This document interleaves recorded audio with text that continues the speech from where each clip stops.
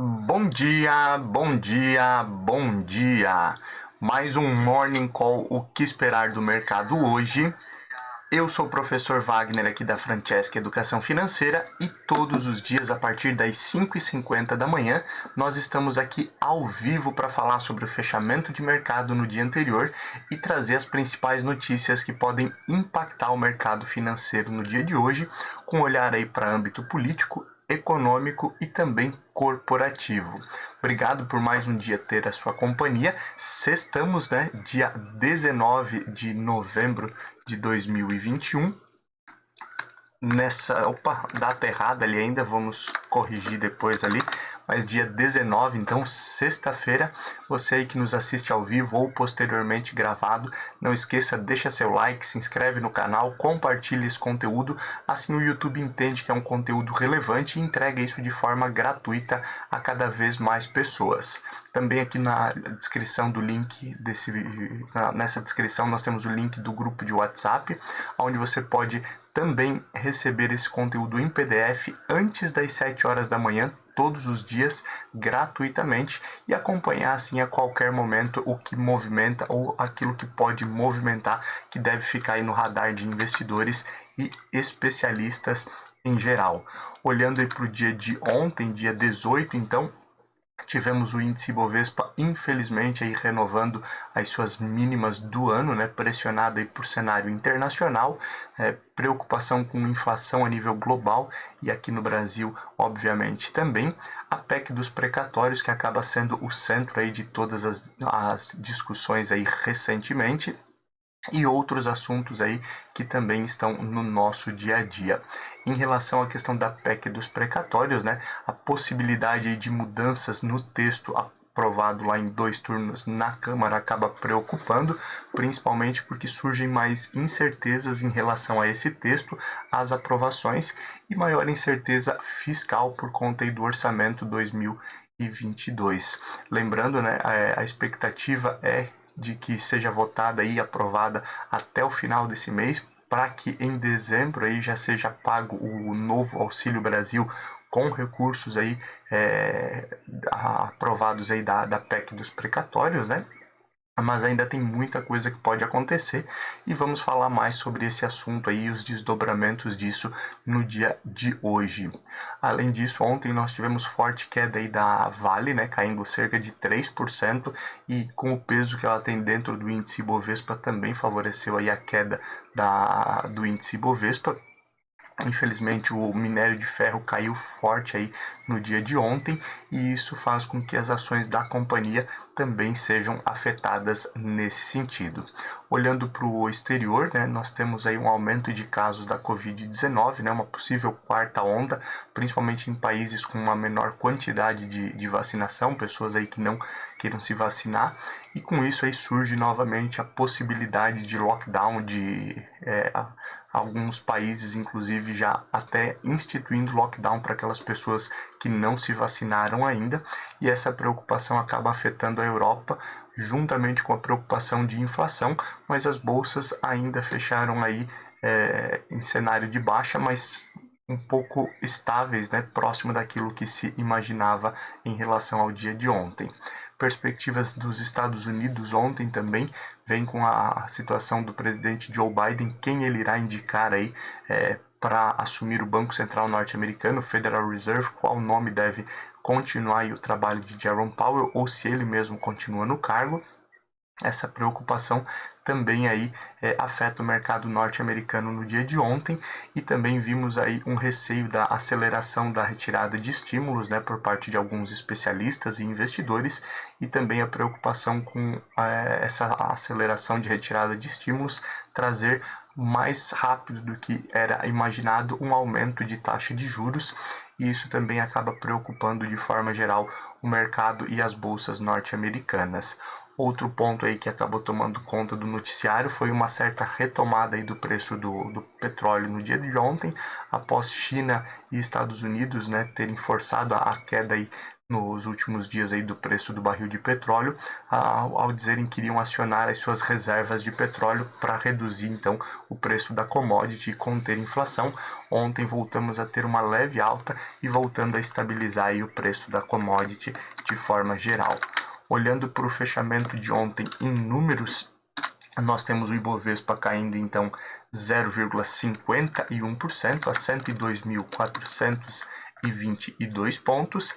Tivemos aí o dólar ontem fechando com uma alta de 0,74%, chegando aos R$ 5,56, e olhando aí para as bolsas norte-americanas, então, que fecharam aí em movimentos mistos.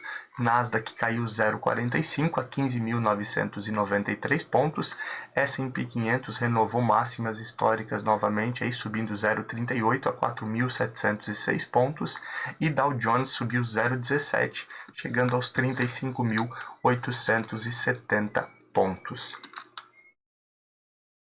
Na Europa, uma forte elevação do euro, que subiu 1,24%, voltando aos R$ 6,32. E olhando para as bolsas, nós tivemos então o DAX na Alemanha caindo 0,18% a 16.221 pontos. O CAC na França caiu 0,21% a 7.141 pontos. E no Reino Unido a queda foi um pouco mais acentuada, assim como tem sido a tônica aí dos últimos dias, caindo 0,48% a 7.255 pontos. Já o fechamento das bolsas na Ásia, ontem tivemos queda aí na China de 0,90% a 14.579 pontos, e o Japão que caiu 0,30% a 29.598 pontos.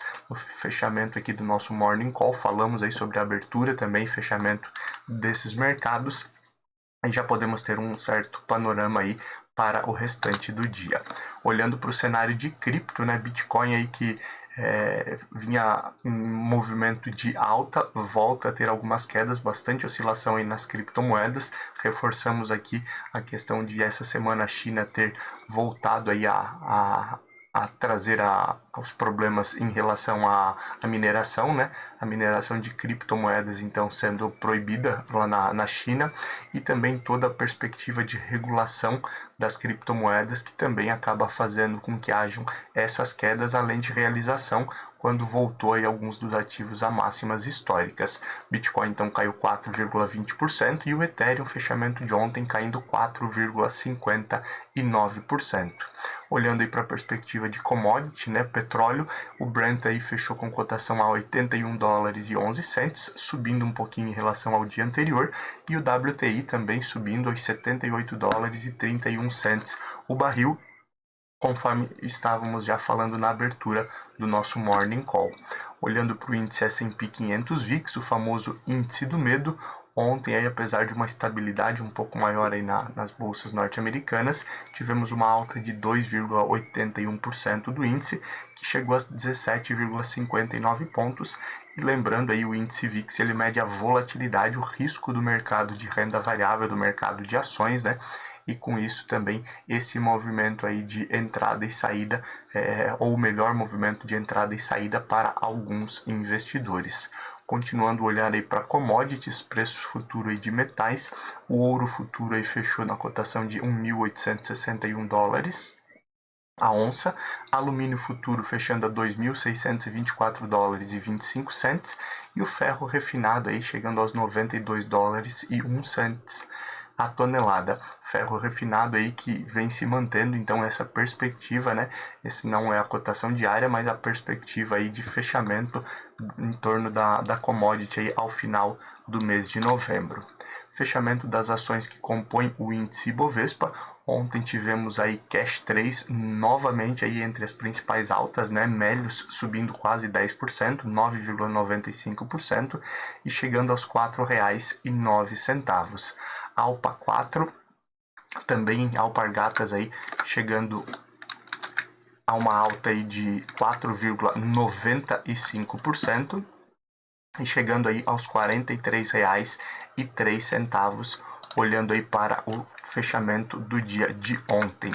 GNDI 3 também subindo 3,77%, Intermédica, né? GNDI Notre Dame Intermédica, chegando aos 72 dólares e 12 cents. HAPV3, HAPV3, Hapvida também subindo 3,73% a R$ 13,06, e Qual3 Qualicorp subindo 3,06% a R$ 17,52. Fechamento então das principais altas no dia de ontem. Já as principais baixas aí de ontem, dia 18, ficaram por conta de Usimin 5, Usiminas, que caiu 6,17% a R$ 12,02. CSNA3, Companhia Siderúrgica Nacional, caindo 5,35% a R$ 19,81. Ainda com esse olhar aí da queda do preço da commodity, né, do minério de ferro na China principalmente. Prio 3 PetroRio caindo 4,38% e fechando a R$ 22,05. Brap 4 caindo 4,32% a R$ 44,93. E também Vale fechando aí com queda aí na casa de 4,11% a R$ 62,33. Fechamento então de ontem das principais ações aí que compõem o índice Bovespa. Olhando aí para o cenário de indicadores que podem movimentar o mercado econômico no dia de hoje. Hoje aqui no Brasil nós temos a divulgação do Índice de Receita Tributária Federal, olhando aí para esse olhar de arrecadação do governo, né? Lembrando, tivemos alguns meses recordes aí durante o ano, que inclusive melhoraram a própria questão da relação dívida-PIB do país, mas o momento não é tão favorável, ainda com uma perspectiva aí de menor crescimento para esse ano e para o próximo, então vale a pena ficar de olho nesse indicador, que também aí pode dar algum panorama em relação a isso e até mesmo a realidade das contas públicas do governo federal. Olhando aí para o exterior, alguns indicadores que são importantes ficar de olho no dia de hoje. Temos a divulgação do índice de percentual de desemprego na França, que já foi divulgado nas primeiras horas do dia e veio aí acima do que era a expectativa, trazendo uma preocupação um pouco maior nesse sentido de retomada econômica para a Europa. Ainda falando em Europa, temos aí a divulgação das vendas no varejo lá do Reino Unido, do índice de preços ao produtor na Alemanha, e hoje temos aí discurso de membros do Banco Central Europeu, inclusive a presidente do Banco Central Europeu, Christine Lagarde, que volta a falar no final do dia também, e esses discursos são importantes aí com o olhar aí para os próximos passos da economia e principalmente política monetária aí na zona do euro como um todo, devido às últimas altas de inflação e preocupação aí com Covid, preocupação com a retomada econômica como um todo. Hoje também temos discursos de membros do FOMC, que é basicamente o Copom lá dos Estados Unidos, e também falas aí de membros do Federal Reserve, o Banco Central norte-americano, que temos também alguns desdobramentos aí, como já falávamos na abertura do nosso Morning Call. Para os próximos dias devemos ter uma definição aí sobre o presidente do Federal Reserve lá nos Estados Unidos. Olhando aí para aspectos da política que podem impactar o mercado no dia de hoje, dia 19, o deputado e presidente da Câmara de Deputados, né, o Arthur Lira, conversou com o presidente do Senado, o Rodrigo Pacheco, com outros senadores, inclusive o relator da PEC dos precatórios, e nas falas de Arthur Lira ele disse que deverá haver pouca mudança no texto da PEC dos precatórios, que já foi aprovada em 2 turnos lá na Câmara. A princípio ele também reforçou que não há espaço para reajuste no salário dos servidores públicos federais, contrariando aí algumas falas do atual presidente Jair Bolsonaro, que disse que poderia ser utilizado parte dos recursos aí que seriam economizados com a PEC dos precatórios para reajustar aí esses salários que estão congelados desde 2019. Lembrando, a equipe econômica também é contrária a esse movimento, e isso tudo pode movimentar o mercado, assim como aconteceu aí nos últimos dias, a PEC dos precatórios no centro aí de toda a discussão e de toda a volatilidade aí no mercado brasileiro. Ainda falando em perspectiva de PEC dos precatórios, que vai ser o nosso principal assunto no âmbito político no dia de hoje,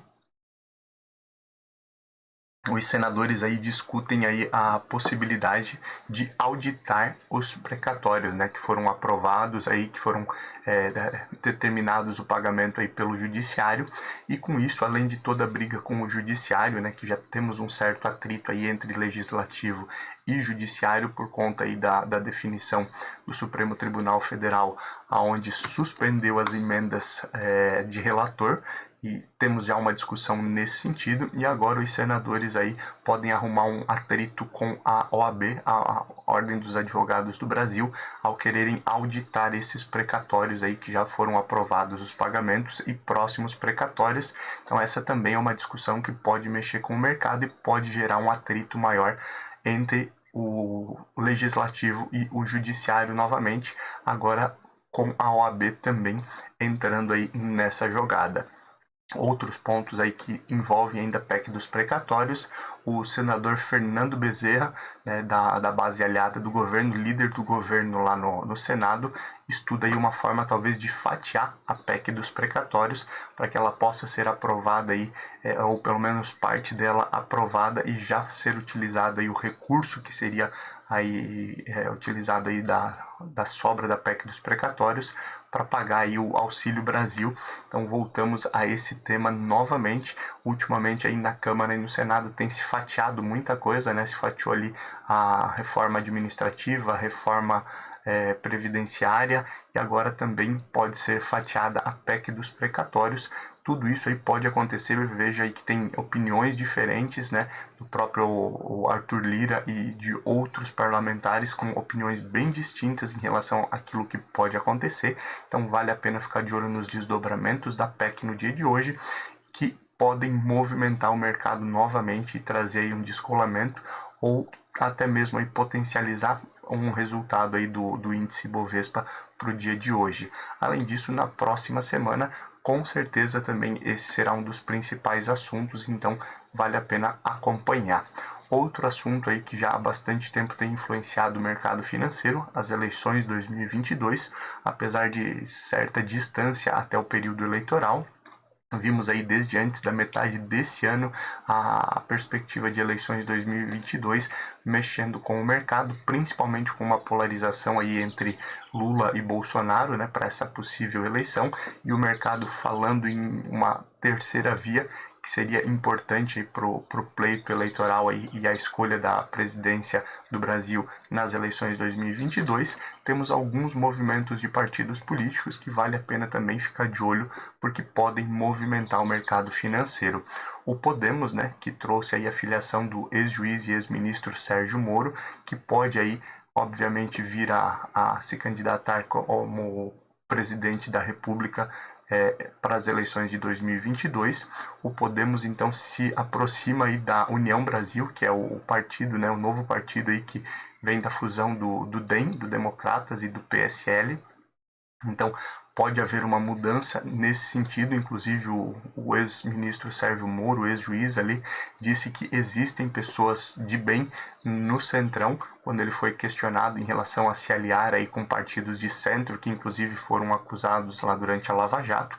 Podemos então ter alguns desdobramentos nesse sentido, principalmente aí pela bancada do União Brasil, né, que se tornou a maior bancada, ou se tornará a maior bancada aí com a fusão específica aí do DEM e do PSL, e trazendo aí muita força aí para partidos aí que se alinham a ele, e pode ser uma realidade aí do Podemos e do ex-juiz Sérgio Moro, então vale a pena ficar de olho. Outro partido aí que vem movimentando bastante por conta de querer uma candidatura própria, o PSDB, tem suas prévias bem disputadas. Nesse domingo aí deve encerrar aí as prévias do PSDB para ter uma definição de quem será o candidato ou pré-candidato aí, ou às eleições 2022 pelo PSDB. Com isso, também vem a preocupação de uma divisão do partido aí por conta dos apoiadores. Atualmente temos 3 pré-candidatos aí no PSDB, 2 deles aí mais fortes, o governador do Rio Grande do Sul, Eduardo Leite, e o governador do estado de São Paulo, João Dória, e pode haver um atrito aí, inclusive uma divisão aí do partido após definição das prévias, isso também podendo mexer com o mercado. E uma notícia aí da semana, o Geraldo Alckmin, né, que já anunciou há algum tempo a saída do PSDB, pode se filiar ao PSB e existe aí uma perspectiva, uma possibilidade do PSDB então sair como vice do Partido dos Trabalhadores, do PT, e Geraldo Alckmin também então ser vice-presidente aí na candidata a vice-presidente juntamente com o ex-presidente Luiz Inácio Lula da Silva numa coligação PT-PSB, então tudo isso pode movimentar bastante o mercado hoje e nos próximos dias. Vale a pena ficar de olho então nesses desdobramentos com olhar para eleições 2022. Olhando agora um pouquinho para aspectos econômicos, aquilo que pode movimentar a economia e o mercado financeiro. A Anvisa trouxe alguns questionamentos sobre o embasamento técnico do ministro Marcelo Queiroga e do próprio Ministério da Saúde para determinar aí a terceira dose de vacina para todos os adultos, né, aqui no Brasil. Alguns desses questionamentos aí que foram levantados pela Anvisa passam principalmente aí por definições aí de quais foram os critérios utilizados, quais os estudos para acompanhamento, qual foi a eficácia demonstrada aí da segunda e da terceira dose, inclusive aí, em alguns casos da vacina da Janssen, né, que era apenas uma única dose, qual a necessidade aí dessa segunda dose da própria vacina, entre outros questionamentos. Isso também pode trazer alguns desdobramentos nesse sentido, vale a pena continuar acompanhando. A atual equipe econômica, teme aí as alternativas que estão sendo levantadas aí para a PEC dos precatórios. Ontem falávamos sobre isso, né? Uma das alternativas aí, alguns senadores trouxeram já a proposta, que é bem vista aí por parte do mercado, mas a equipe econômica aí tem algumas dúvidas em relação a isso. Uma das alternativas seria não parcelar aí os precatórios, fazer o pagamento normal dos precatórios no próximo ano, mas incluir esses pagamentos fora do teto de gastos, excepcionalmente em 2022, para não gerar um acúmulo desses precatórios com outras contas que virão ao longo dos anos. Isso também aí abriria um espaço no orçamento e conseguiria aí se fechar o orçamento de 2022. Mas para a equipe econômica brasileira, a grande preocupação em relação a essas alternativas para a PEC dos precatórios é o risco e também já um olhar para o orçamento de 2023, que ficaria aí pressionado também. Então, um efeito cascata de qualquer uma dessas mudanças. Isso tudo também vale a pena acompanhar os desdobramentos em relação à própria PEC, em relação ao orçamento. E esse olhar para o orçamento, ele pode, obviamente, trazer um maior risco fiscal e também afastar alguns investidores, né? Ou aumentar a necessidade de um prêmio de risco maior aqui no Brasil, ou seja, uma taxa de juros maior para atrair investimento internacional. Continuando e olhando um pouquinho para o mercado americano e global, assim como a gente já vem falando aqui há alguns dias, né? O mercado começa então a fazer aí algumas previsões sobre qual o impacto e o que pode acontecer com uma escolha aí do presidente Joe Biden em relação à presidência do Federal Reserve.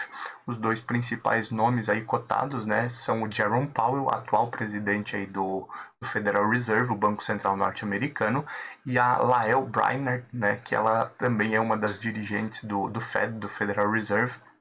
Também faz parte aí do FOMC, o Comitê de Política Monetária. Os dois nomes aí são os principais, lembrando aí que alguns dias atrás, o presidente Joe Biden falou com a Lael Brainerd, chamou ela até a Casa Branca, e são os principais nomes, e o mercado global e o mercado norte-americano começam a fazer projeções com cada uma dessas indicações, o que pode acontecer. Isso também vale a pena ficar de olho nesses desdobramentos e nessas perspectivas em relação a cada um dos nomes que podem assumir aí o Federal Reserve, o Banco Central norte-americano. Algumas casas de análise enxergam aí já o fim do ciclo de alta da Selic até meados de 2022. A maioria delas aí já acredita que até março, abril já deve finalizar esse ciclo. Algumas aí um pouco mais pessimistas, mas já começando a enxergar aí uma luz no fim do túnel com essa perspectiva aí de alta da Selic, que vem sendo aumentada aí a cada nova reunião do Comitê de Política Monetária para conter a alta da inflação, e esse é um movimento aí que deve continuar, então, de acordo com os especialistas, até próximo do meio do ano que vem. Taxa de juro mais alta só em 2023 é a projeção de investidores aí em relação ao Banco Central Europeu, né? O Banco Central Europeu também discute aí as questões de política monetária, talvez redução de estímulos econômicos, mas em meio aí a um aumento de casos de Covid-19, volta essa perspectiva então de juros mais altos somente em 2023. Hoje temos pronunciamento de alguns membros e ao final do dia da presidente do Banco Central Europeu, a Christine Lagarde, que podem também dar uma pista em relação a essa questão de retomada econômica e retirada de estímulos e confirmar, assim como em outros momentos, essa possibilidade de taxa de juros mais alta só em 2023, o que pode aí trazer um pouco mais de conforto aí para o mercado europeu também. Olhando um pouquinho para o setor corporativo, a perspectiva de alta de juros aqui no Brasil aí deve desacelerar bastante a construção civil, né, o setor imobiliário no ano de 2022, com taxas de juros mais altas aí, e também o cenário aí que vivemos com a pandemia, muitas pessoas reduziram a sua renda, então agora tem dificuldade em financiamentos imobiliários, em aquisição de novos imóveis, mas os especialistas dizem aí que a retomada do setor já acontece em 2023. Atualmente aí temos alguns movimentos bem interessantes no mercado imobiliário, mas principalmente aí no estado de São Paulo, classe média e classe alta fazendo as principais compras, e as margens atuais das incorporadoras, das construtoras, têm sido bem apertada, principalmente por conta da inflação, assim como acontece aí com diversos outros produtos e serviços aí no país, mas é interessante ficar de olho nesse movimento. A vacinação e a demanda reprimida, né, tem atraído aí um bom volume de alunos para cursos presenciais de ensino superior. Isso pode, obviamente, aí movimentar o setor. Vimos aí nas últimas semanas movimentação de ações aí de companhias desse setor subindo, descendo, e também alguns investimentos específicos aí de algumas empresas nesse setor, então vale a pena ficar de olho novamente aí no setor de educação, principalmente educação superior, de ensino superior, que voltam aí forte com cursos presenciais após toda essa demanda reprimida. O setor da agroindústria, né, deve ter um crescimento bem abaixo do esperado, cerca de 2% no ano, que diz um estudo da FGV, a Fundação Getúlio Vargas, após queda aí na produção do agronegócio, principalmente aí, né, no mês de setembro, com a própria realidade aí de estiagem, falta de chuva em alguns lugares, tivemos uma produção menor, e a agroindústria também deve ter um crescimento menor nesse sentido. Interessante também ficar de olho no movimento desse setor, lembrando, não é recomendação de compra ou venda, apenas trazendo notícias aí que podem impactar o mercado. E a China anunciou, né, os fabricantes de chips na China anunciaram aí corte de vendas para estrangeiros. A perspectiva inicial é atender inicialmente a demanda interna para depois voltar a vender aí chips e semicondutores, né? Já temos essa crise aí, estamos falando sobre isso há bastante tempo. É uma perspectiva de que essa crise e a falta de chips e semicondutores continue no mínimo até meados de 2022, e agora temos esse agravante então com a China, os fabricantes chineses atendendo primeiro a demanda interna para depois voltar a vender aí para consumidores internacionais. Isso também pode afetar um pouco mais outros mercados, mercados imobiliários, eletrônicos, entre outros, que acabam necessitando muito da questão de chips e semicondutores, que já tem sido afetado há bastante tempo. Olhando um pouquinho agora para abertura e fechamento de mercado, já são 6h19 da manhã dessa sexta-feira. Temos as bolsas europeias, as bolsas asiáticas, desculpa, fechadas. Desde as 5h30 da manhã a bolsa chinesa está fechada.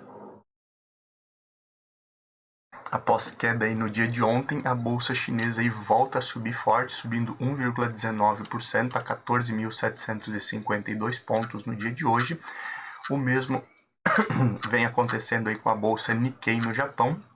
A bolsa Nikkei aí sobe nesse momento, já tem o fechamento desde as 2h30 das 3 horas da manhã, desculpa, subiu 0,50% a 29.745 pontos. Esse movimento das bolsas asiáticas aí muito influenciado por bons resultados aí por crescimento das ações de tecnologia no Japão e acabam aí afetando todo o mercado asiático, inclusive o mercado europeu, que também aí está sendo afetado positivamente por essa alta das empresas de tecnologia no Japão. Olhando aí já para esse pré-market, temos uma perspectiva de alta para as principais bolsas globais.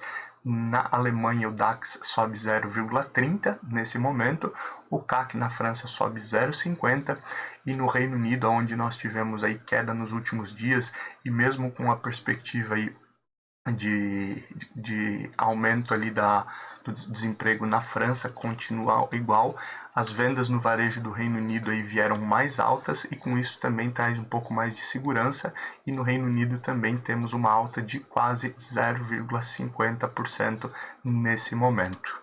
Pré-market dos Estados Unidos também com essa perspectiva de alta, com uma maior confiança. Óbvio, temos alguns indicadores e algumas falas aí de Federal Reserve e Banco Central Europeu que podem mexer com o mercado, mas nesse momento aí nós temos Dow Jones subindo 0,30, S&P 500 subindo 0,40 quase e Nasdaq subindo 0,55, isso às 6h21 da manhã.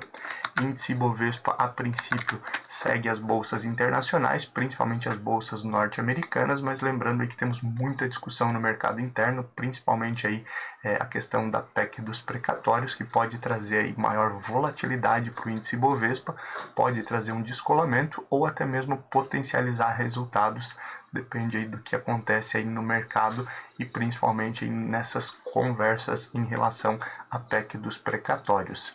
Muito obrigado aí por mais um dia ter a tua companhia. Você que nos assistiu ao vivo ou posteriormente gravado, deixa seu like, se inscreve no canal. Tenha uma ótima sexta-feira, bons negócios, bom final de semana e na segunda-feira, a partir das 5h50, nós nos vemos aqui novamente para falar sobre o que aconteceu no mercado hoje e aquilo que pode impactar o mercado durante a próxima semana. Forte abraço e até lá!